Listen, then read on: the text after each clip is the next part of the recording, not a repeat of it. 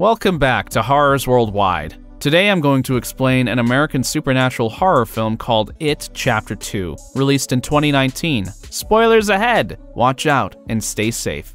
The film starts in 1989. After defeating the evil clown named Pennywise, the Losers Club comprised of Bill Denbrough, Ben Hanscom, Richie Tozier, Beverly Marsh, Stanley Uris, Mike Hanlon, and Eddie Kasprak gathered together to swear a blood pact to return to Denver if it ever reappears and kill him.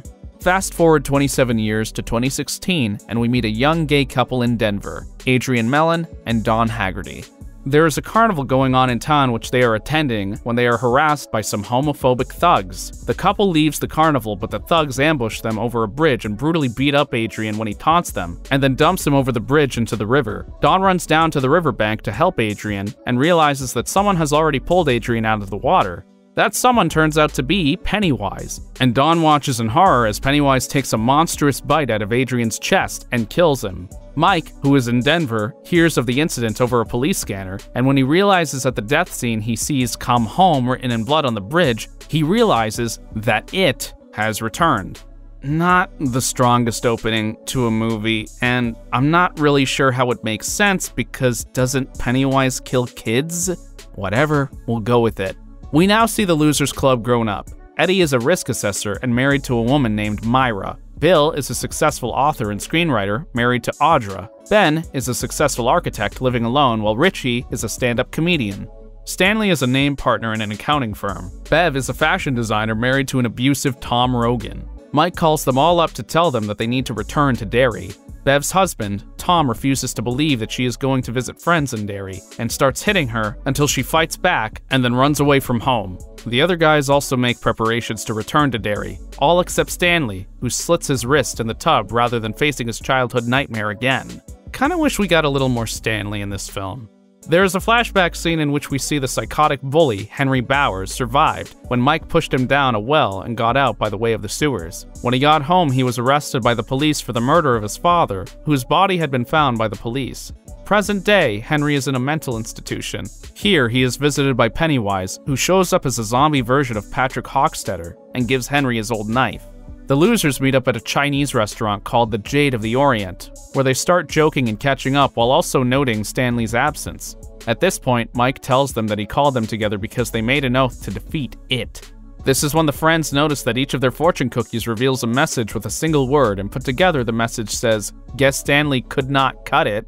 Really, movie? Okay. Suddenly, strange, monstrous little creatures start erupting out of the fortune cookies, and a blood-like liquid starts spilling over the table. The losers freak out and Mike starts banging on a chair on the table, screaming that none of it is real. A server rushes in and the losers look crazy, hitting at an empty table. They get the check and leave, and outside, Bev calls Stanley's wife. Bev already knows that Stanley was found in the bathtub, and the other guys guess from her conversation what happened to him. The friends go back to the hotel where they are staying, where Mike tells them that the real reason he called them back is to defeat it. Didn't he say that before? They ask Bev how she knew what had happened to Stanley, and she says she knows how they will all die, as she saw the deadlights when Pennywise captured her. Mike tells the other friends that he has been studying the history of it, and has learned about the ritual of Chud from a Native American tribe. He takes out a ritualistic piece of pottery, and says that they all have to place artifacts from their childhood in it in order to destroy Pennywise. Elsewhere in Derry, we see a little girl named Victoria, who is at a football game with her mother. She follows a firefly to a place under the bleachers, where Pennywise tricks her into coming close by crying and pretending he has no friends. Victoria sympathizes because she has a birthmark on her cheek for which she is made fun of. However, when she comes close, Pennywise devours her. Not really sure what the point of this scene is. Was it just thrown in so we had a little scare? Or maybe it was thrown in because it's not until this point that we see Pennywise kill a child in the movie? The losers go to an old clubhouse that Ben built for them when they first became friends. There, they find a shower cap belonging to Stanley. They then split up to head back to their own homes. When Bev goes to her home, she meets the elderly Mrs. Kirsch, who invites her inside for tea and cookies. Inside, Bev finds an old poem that she thought was written by Bill, although Ben was the one who wrote it. Bev notices that Mrs. Kirsch is displaying some odd behavior, and that she has a patch of rotten flesh on her chest. She also notices what looks like a human Pennywise in an old picture. Mrs. Kirsch asks Bev if she is Daddy's little girl before transforming into the huge and monstrous form of Pennywise, who chases her out. Richie, meanwhile, has gone to an old arcade where he used to play video games. He picks up a token as his childhood artifact. Here, he is found by Pennywise, who torments Richie and says he knows Richie's dirty little secret. Pennywise tries to attack Richie in the form of a Paul Bunyan statue, but the latter manages to escape. Bill has gone to an antique shop where his old bike was on sale and buys it, going for a ride on it around his old neighborhood. He passes the sewer where Georgie was taken and hears Georgie's voice again calling from the sewers. This is Pennywise trying to lure him in. As he runs away, he sees Dean, a fan of Richie's comedy shows, whom the Losers Club had met earlier. Dean says he has seen Pennywise around, so Bill tells him to get himself and his family out of town as soon as possible. Ben, as his childhood artifact, went to get a yearbook page on which only Bev had written for him. He has a flashback in which Pennywise uses Bev's form to taunt Ben. Ben had hidden in a locker because the apparition took fire, but Pennywise had been present in the locker with him. Eddie goes to a pharmacy where he would get his medications. He picks up an inhaler, but is then haunted by Pennywise, who shows Eddie's mother being attacked by the leper. Eddie is attacked by Henry, who has managed to get out of the institution by killing a guard. Eddie manages to stab Henry in the chest, but not fatally, and Henry gets away before he is caught.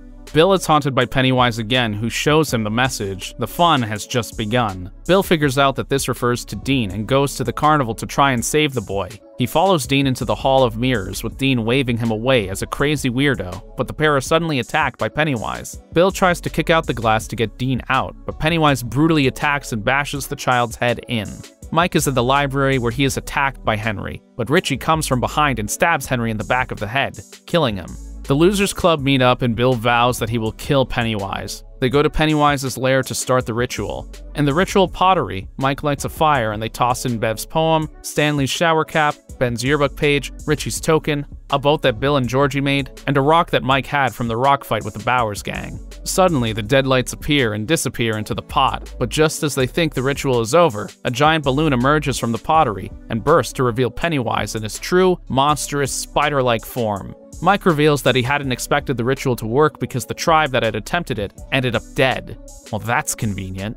I mean, why go through all this trouble to enact a ritual that wasn't even proven to work in the first place? And if it did work, Pennywise would be dead years ago. And to add even more insult to injury, apart from the fact that he brings the Losers Club together, this ultimately makes Mike's character arc completely meaningless. That's so sad. I was really hoping that Chapter 2 would expand more on Mike's character because I feel like we barely got anything out of him in the first one. And I would argue that Mike has the most traumatic childhood memory out of everybody in the Losers group, with his parents dying in that fire, especially with it all happening right in front of him. It would have been so interesting to get a clear lens view on what happened leading up to those events, and to see how those events influence his character today. Why isn't anybody talking about this? I mean, how is it that he has a better arc in the original miniseries from the 80s? Come on, film? They split up and Pennywise pushes them into nightmarish scenarios resembling places from their childhood in Derry. Eddie and Richie find themselves in front of 3 doors marked scary, very scary, and not scary at all. I feel like I've been here before. One by one, the friends manage to fight through their scenarios, confronting traumatic incidents from their past. Pennywise is about to kill Mike, but Eddie saves him by swinging at Pennywise and injuring him. Mike and Beverly realize that they can destroy it if they make him feel small enough to feel powerless.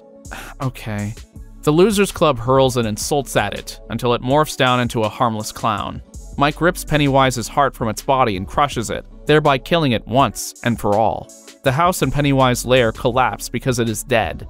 Eddie perishes in the fight with it, and they are forced to leave his body behind. Poor Eddie, he's my favorite. The Losers Club go to a quarry, where they used to swim as children.